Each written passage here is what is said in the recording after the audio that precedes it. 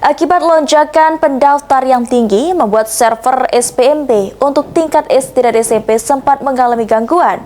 Dinas Pendidikan Kota Palembang memastikan telah mengatasi kendala dengan menyediakan link alternatif dan memperbaiki server.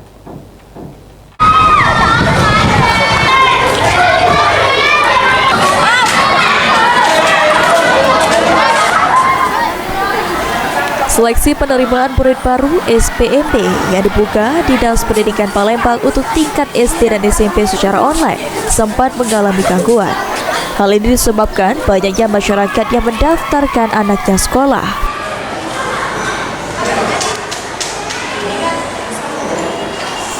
Kepala Dinas Pendidikan Kota Palembang Adrianus Amri mengatakan, meski sempat mengalami website yang down, pihaknya mengambil langkah untuk memberikan link alternatif serta melakukan perbaikan server yang mengalami gangguan.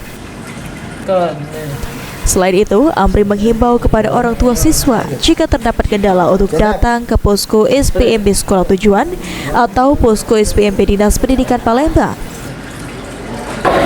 Memang kemarin kita sempat mengalami website down ya, sempat kita down kurang lebih sekitar 3-4 jaman. Namun kami juga langsung mengambil langkah cepat memberikan link alternatif dan ini kami sosialisasikan ke seluruh sekolah dan alhamdulillah mulai dari jam 1 siang sampai malam itu sudah mulai membaik. Namun memang selalu perbaikan akan kami berikan supaya pelayanan terkait pendaftaran SPMB ini menjadi lancar dan membaik lagi. Kami harapkan pelaksanaan SPMB ini bebas dari kendala, kalaupun ada kendala langsung kami respon.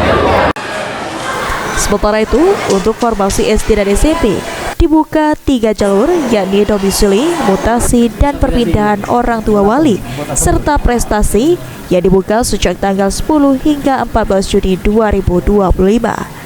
Dinas Pendidikan Palembang memastikan program SPMB tetap berjalan lancar dan dapat akses seluruh masyarakat. Lutfi Palembang.